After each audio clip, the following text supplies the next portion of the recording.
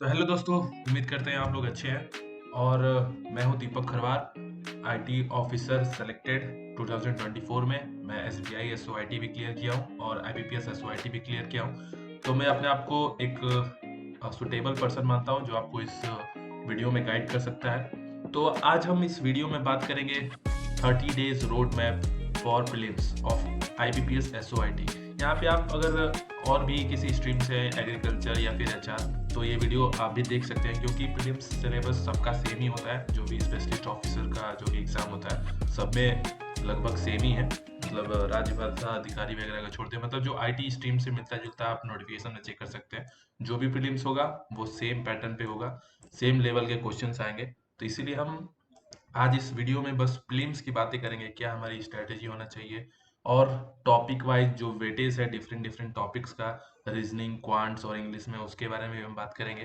तो इस वीडियो में बने रहिए आखिरी तक हमारे साथ। और अगर आप नए हैं इस चैनल पे तो सब्सक्राइब करिए हमारे यूट्यूब चैनल को, वेट्स टू ऑफिसर्स चैनल है हमारा। और टेलीग्राम चैनल भी ज्वाइन करिए, वहाँ पे भी लगभग 1500 लोग जुड़े हुए हैं हमारे टेलीग्राम चैनल पे, जो आपको हेल्प करेगा लेटेस्ट अपडेट पाने में। और जो भी नोट्स हैं या फिर पीडीएफ है हमारा फ्री रिसोर्स गाइड का, वो भी अवेलेबल है उसमें। तो चलिए दोस्तों, आगे बढ़ते हैं अपने वीडियो में। तो अभी हम बात करेंगे कि एग्जाम पैटर्न क्या रहने वाला होगा। मैं अपने पिछले वीडियोस में भी बता चुका हूँ आपको, लेकिन एक बार फिर बता दे रहा हूँ। इंग्लिश हमारा 50 क्वेश्चन आएंगे, और रीजनिंग और क्वांट सब 50-50 क्वेश्चन आएंगे। और इसमें मार्क्स इंग्लिश का बस 25 मार्क्स होगा, और बाकी रीजनिंग और क्वांटिटेटिव एप्टीट्यूड का 50-50 मार्क्स होगा, जिसमें टाइम आपको 40-40 मिनट सब में मिलेंगे। सेक्शन वाइज मतलब आपका चलेगा, जैसे मान लीजिए पहले खुला है रीजनिंग, 40 मिनट वो चलेगा। उसके बाद ये रीजनिंग का सेक्शन बंद हो जाएगा, उसके बाद इंग्लिश खुलेगा, फिर इंग्लिश का सेक्शन बंद हो जाएगा, उसके बाद क्वांटिटेटिव एप्टीट्यूड खुलेगा। मतलब ये सीक्वेंस कुछ भी हो सकता है, पहले रीजनिंग भी खुल सकता है, पहले इंग्लिश भी खुल सकता है, पहले क्वांटिटेटिव एप्टीट्यूड भी खुल सकता है। तो आप एक मतलब मेंटली प्रिपेयर होके जाइए कि कोई भी सेक्शन पहले खुल सकता है, लेकिन आपको 40 मिनट्स में उस सेक्शन को कंप्लीट करना है। अगर आप नहीं करेंगे तो वो सेक्शन छूट जाएगा आपसे।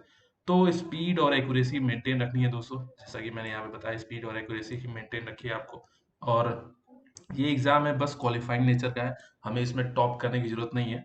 हम एक्यूरेसी और स्पीड के साथ इस एग्जाम को क्लियर करेंगे। कैसे करेंगे वो आगे हम बात करते हैं, उससे पहले हम बात करेंगे वेटेज का। तो चलिए हम रीजनिंग के बारे में बात करते हैं। रीजनिंग में देखिए, पजल और सीटिंग अरेंजमेंट काफी ज्यादा मार्क्स मतलब वेट रखता है अपना, 20 से 25 मार्क्स तक आता है। और ऐसे ही सिलोजिज्म, इक्वालिटी, ब्लड रिलेशंस का डिफरेंट डिफरेंट मार्क मतलब मार्किंग डेज मैंने बताया है। आप चाहे तो वीडियो पॉज करके इसका स्क्रीनशॉट ले लें, या फिर आप अभी मतलब वीडियो में देख सकते हैं डिफरेंट डिफरेंट टॉपिक्स का क्या क्या मार्किंग है, मतलब कितना क्वेश्चन आते हैं, क्या उसका वेटेज है, मैंने बताया हुआ। ऐसे ही अब आगे बढ़ते हैं क्वांटिटेटिव एप्टीट्यूड में। यहाँ भी डीआई जो होता है आपका, डाटा इंटरप्रिटेशन, ये ज़्यादा वेटेज रखता है। और simplification, number series, quadratic equation, arithmetic में आपका ये प्रॉफिट लॉस और भी जो भी टॉपिक्स होते हैं, boat and stream, time and work, ये सब मतलब एक्सेट्रा मैंने यहाँ पे इंक्लूड कर दिया है। अर्थमेटिक के अंदर आते हैं। अर्थमेटिक का 10 से 15 क्वेश्चन मतलब एक्सपेक्टेड रहते हैं। मतलब ये मैं एक अप्रॉक्स बता रहा हूँ, रेंज बता रहा हूँ, क्योंकि कभी कम भी आ जाते हैं, कभी 10 भी आ जाते हैं, कभी 15 भी आ सकते हैं। तो ऐसे इसलिए मैंने रेंज लिखा हुआ है यहाँ पे, लेकिन वेटेज वाइज मैंने यहाँ पे बताया। जो डीआई आपका है क्वांटिटेटिव एप्टीट्यूड में, ये सबसे ज्यादा वेटेज रखता है।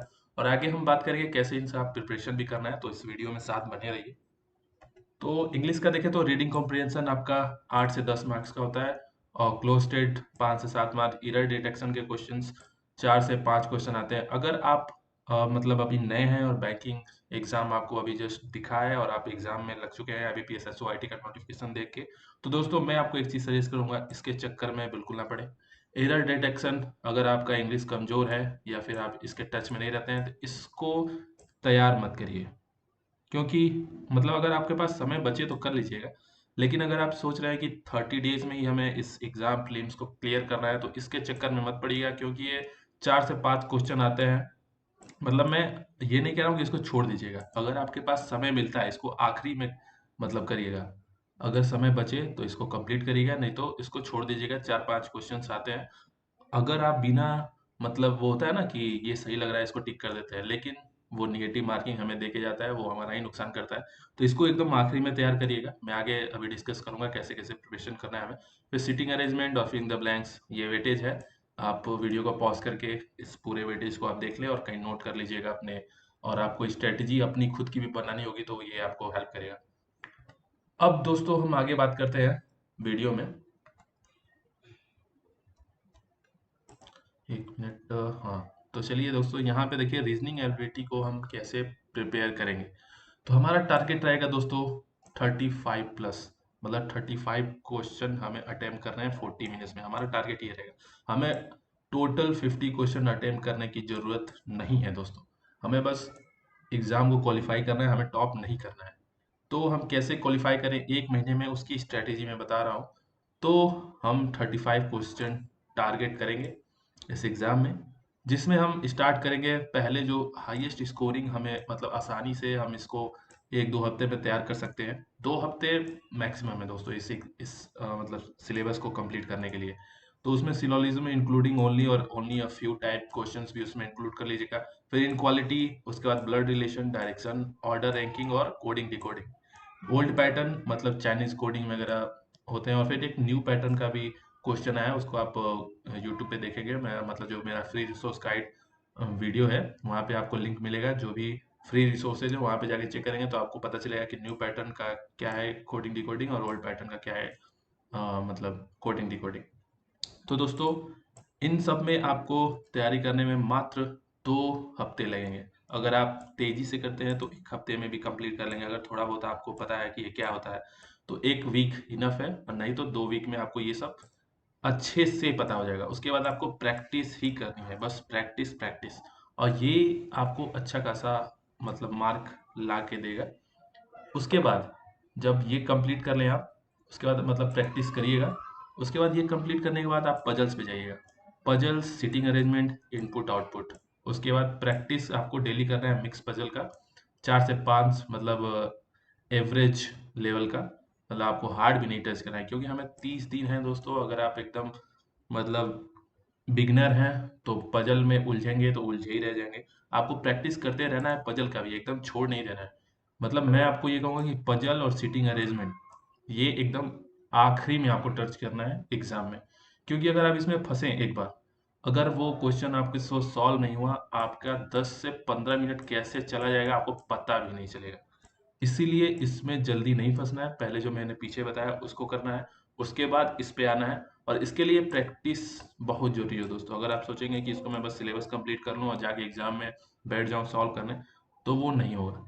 इसलिए इसके प्रैक्टिस आपको 4 से 5 सेट रोज लगाना है, मिक्स पजल, सीटिंग अरेंजमेंट के भी, और इनपुट आउटपुट इसका भी प्रैक्टिस आपको करना है। ये सब है प्रैक्टिस दोस्तों। इनका मतलब 4-5 दिन में वीडियो देख लीजिए, उसके बाद प्रैक्टिस, जितना प्रैक्टिस कर सकते हैं, जितना प्रैक्टिस आप कर सकते हैं करिए। साथ साथ जो पीछे मैंने टॉपिक्स बताया उसकी भी प्रैक्टिस करते रहिए। ये जो टॉपिक्स बताए इसका प्रैक्टिस आप करिए, यही आपको मार्क मतलब लाएंगे आपके लिए। तो दोस्तों आइए अब बात करते हैं क्वांटिटेटिव एप्टीट्यूड का। इसमें हम टारगेट करेंगे 30 मार्क्स, क्योंकि ये थोड़ा लेंदी होता है। 40 मिनट्स में कैलकुलेटिव होता है, इसलिए हम 30 मार्क्स इसमें टारगेट करते हैं। तो देखिए दोस्तों, सिंप्लीफिकेशन, अप्रोक्सीमेशन, ये हम टॉपिक पहले कवर करेंगे। उसके बाद नंबर सीरीज, उसके बाद क्वाड्रेटिक इक्वेशन, ये सब टॉपिक हम पहले कवर करेंगे। उसके बाद हम इस पे आएंगे, समय बचेगा तब। अर्थमेटिक बाद में करेंगे, मतलब 30 दिन है हमारे पास, इसको भी कवर करेंगे। क्योंकि कभी कभार ये होता है कि जो ये टॉपिक्स है सिंप्लीफिकेशन, नंबर सीरीज और क्वाड्रेटिक इक्वेशन हार्ड आ जाते हैं। तो ऐसा ना हो कि हम सेक्शनल कट ऑफ भी क्लियर ना कर पाए, इसलिए हम अर्थमेटिक को भी पढ़ेंगे लेकिन बाद में। और डाटा डीआई दोस्तों, अगर आपको डीआई में मतलब इनमें महारत हासिल होगी, इसके लिए आपको मैं बता दूं आपको क्या क्या करना पड़ेगा। पॉइंट्स के लिए मैं कुछ बता देता हूँ। आपको 50 तक स्क्वायर रूट याद करने पड़ेंगे, 50 तक स्क्वायर रूट। उसके बाद एटलीस्ट, मतलब ये मिनिमम बता रहा हूँ मैं, मिनिमम के लिए बता रहा हूँ, 20 तक क्यूब रूट याद करने पड़ेंगे। मतलब 2 का स्क्वायर क्या होता है, 2 का क्यूब क्या होता है, ये सब आपको पता होना चाहिए 20 तक और ये 50 तक। उसके बाद दोस्तों आप स्टार्ट करिएगा रेशियो एंड प्रपोर्शन से। मतलब रेशियो क्वेश्चन, मतलब ये टॉपिक पढ़िएगा रेशियो एंड प्रपोर्शन। तो आपका जो सिंप्लीफिकेशन है, आप नंबर सीरीज है, क्वाड्रेटिक इक्वेशन है, ये सब थोड़ा मतलब जल्दी कैलकुलेट होगा, स्पीड आपकी बढ़ जाएगी। उसके बाद दोस्तों 20 तक टेबल लिख के चिपका लीजिए अपने दीवार पे जहां भी आप पढ़ते हैं। आपको ये सब इतना चीज जो मैं बता रहा हूँ इतना तो कंपलसरी है। उसके बाद आप पढ़िएगा परसेंटेज। परसेंटेज ये मतलब एक टॉपिक में बता रहा हूँ आपको मतलब स्टार्टिंग में क्या क्या करना है अभी अगर आप शुरुआत कर रहे हैं तो परसेंटेज पढ़िएगा। उसके बाद ये टॉपिक को स्टार्ट करिएगा। उसके बाद एक मिनट, हाँ, यहाँ पे आप प्रॉफिट एंड लॉस पढ़ेंगे, टाइम एंड वर्क पढ़ सकते हैं, फिर boat and stream, time and distance, ratio and partnership. ये सब थोड़े इजी इजी टॉपिक्स हैं, इसको आप जल्दी कवर कर लीजिएगा। मिक्सचर एंड एलिगेशन, लेकिन दोस्तों मैं एक चीज बता दूं, इसको आप कवर करेंगे तो आपको ये हेल्प करेगा स्पीड आपकी इंक्रीज करने में, और डीआई में भी हेल्प करेगा। डीआई को मतलब आपका कैलकुलेशन तेज होगा तो डीआई भी, इसमें से आप 1 से 2 डीआई टारगेट करिए, क्योंकि 1 से 2 डीआई इजी आते हैं। आपको डीआई टारगेट करना है। पहले एग्जाम में आप जाएंगे, मतलब मॉक भी लगा रहे हैं तो आपका स्ट्रेटेजी यही होना चाहिए, पहले simplification, approximation, number series, quadratic equation, ये सब क्वेश्चन हमें खोज के लगा लेने हैं। उसके बाद डीआई पे हम जाएंगे। डीआई में देखेंगे कि कौन सा इजी डीआई है, उसमें मतलब नॉर्मली आपको परसेंटेज पे या फिर प्लस माइनस पे डीआई आएंगे, उसको सॉल्व करना है। तो 2 तो एटलीस्ट डीआई, या फिर 2 नहीं तो 1 तो डीआई हमें लगानी ही है, एग्जाम में भी मॉक में भी। आपकी स्ट्रैटेजी यही होनी चाहिए। उसके बाद समय बचेगा, स्पीड हमारी कितनी रहेगी उस पर डिपेंड करेगा कि हमारे पास कितना समय बचता है। उसके बाद हम आएंगे अर्थमेटिक पे, मतलब मैं ये बता रहा हूँ मॉक और एग्जाम में या फाइनल एग्जाम में आपको कैसे अटेम्प्ट करने हैं क्वेश्चन। ये सब लगाने के बाद इस पे आएंगे अर्थमेटिक में, जो क्वेश्चन हमें लगे कि ये क्वेश्चन हम लगा सकते हैं, ऐसा पैटर्न का क्वेश्चन लगाया, उससे ही टच करें दोस्तों। यहाँ पे एक्सपेरिमेंट करने की कोशिश बिल्कुल मत करिएगा। मॉक्स में आप एक्सपेरिमेंट कर सकते हैं, लेकिन मेन एग्जाम में बिल्कुल मत करिएगा, क्योंकि ये है समय का खेल। 40 मिनट आपके पास है। हमें भी पता है कि आप कोई भी क्वेश्चन उठाएंगे लगा लेंगे, क्योंकि आप भी बीटेक किए हैं या फिर ग्रेजुएशन किए हैं, जो भी किए हैं, तो इतना तो हमारा मैथ स्ट्रांग होता ही है कि हम किसी भी क्वेश्चन को लगा लें अगर बैठे तो। लेकिन हमें यहाँ पे अपना मतलब दिखाना नहीं है कि हम ये क्वेश्चन लगा ले रहे हैं, हमें चाहिए समय। समय की पाबंदी है हमारे पास, इसीलिए हम स्ट्रैटेजी के साथ क्वेश्चन को अटेम्प्ट करेंगे और मैक्सिमम मार्क गेन करेंगे। तो दोस्तों आइए अब बात करते हैं इंग्लिश की। उससे पहले मतलब मैं यहाँ पे बता दूं कि डीआई आपको प्रैक्टिस करनी पड़ेगी 2 से 3 सेट रेगुलर, मतलब अभी से, मतलब ये सब पढ़ने के बाद 1 हफ्ते बाद, मतलब 1 वीक बाद आप स्टार्ट कर दीजिएगा ये प्रैक्टिस वगैरह करना और मॉक्स लगाना। आइए इंग्लिश की अब बात करते हैं। Focus on comprehension and grammar basic, ये सब आपको पता होना चाहिए। स्टार्ट करिए आप रीडिंग से, रीडिंग कॉम्प्रिहेंशन पढ़िए, मतलब मॉक लगाइए। टेक्स्ट बुक का मैंने बताया अपने फ्री रिसोर्स गाइड में, इंग्लिश के लिए टिप्स भी बताया, वो वीडियो अगर नहीं देखे हैं तो जाके चेक करिए, हमारे इसी यूट्यूब चैनल पे है, फ्री रिसोर्स गाइड नाम से। फिर आप क्लोज टेस्ट, एरर डिटेक्शन, मतलब ये तो मैं बोला था आपको, ये देख भी सकते हैं कि कैसे क्वेश्चंस आते हैं, अगर इसको स्किप कर दीजिएगा अगर आपको ज़्यादा समझ में प्रॉब्लम हो तो। सेंटेंस अरेंजमेंट इससे स्टार्ट करिए, प्रैक्टिस करिए इसका, और फिलिंग द ब्लैंक्स भी ट्राई करिए। पैरा जंबल थोड़ा आखिरी में टच करिएगा। मैच द कॉलम भी आप अटेम्प्ट कर सकते हैं, मतलब मैं बता रहा हूँ कौन सा आखिरी में हमें करना है। पैरा जंबल आखिरी में करना है, एरर डिटेक्शन आखिरी में करना है। लेकिन बाकी इंग्लिश इजी ही रहती है अगर आप रीडिंग पे ध्यान देंगे। यहाँ पे मैंने टिप्स भी दिया है, द हिंदू एडिटोरियल पढ़िए या फिर कोई भी नॉवल पढ़िए, वोकैब पे ध्यान दीजिए, और आरसी स्किल, मतलब 15 मिनट आपको कैसे आरसी पढ़नी है, मतलब प्रैक्टिस। मॉक टेस्ट लगाएंगे आप, जितना इंग्लिश का मॉक टेस्ट लगा सकते हैं दोस्तों लगाइए। हम इसमें टारगेट करेंगे 20 मार्क्स, ये मैं 25 में बात कर रहा हूँ। 25 को टोटल मार्क्स है, इसमें हम कम से कम 20+ टारगेट करेंगे। इतना तो हमारा टारगेट होना ही चाहिए। तो दोस्तों आइए अब आगे बढ़ते हैं। एडिशनल टिप्स मैं दूंगा आपको।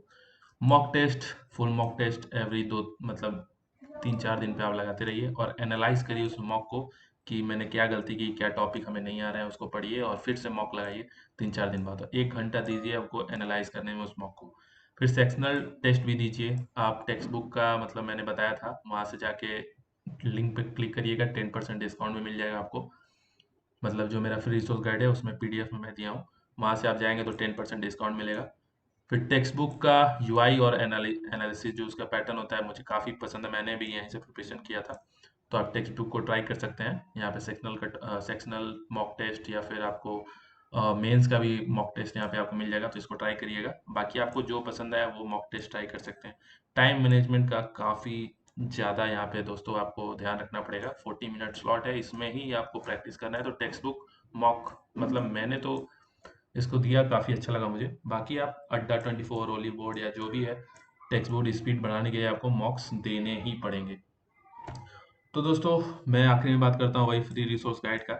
यहाँ पे वे टू ऑफिसर्स चैनल हमारा जो है, वहाँ पे एक फ्री रिसोर्स गाइड वीडियो है, उसको जाके देखिए। आपको फ्री रिसोर्स में आपको मिलेगा कि कौन कौन से लिंक्स हैं, कहाँ से हम प्रिपरेशन कर सकते हैं। लिंक के साथ मैंने पीडीएफ बना के अपलोड किया अपने टेलीग्राम चैनल पे भी, वीडियो में भी मैंने बात किया है विस्तार से, तो जाके चेक करिएगा।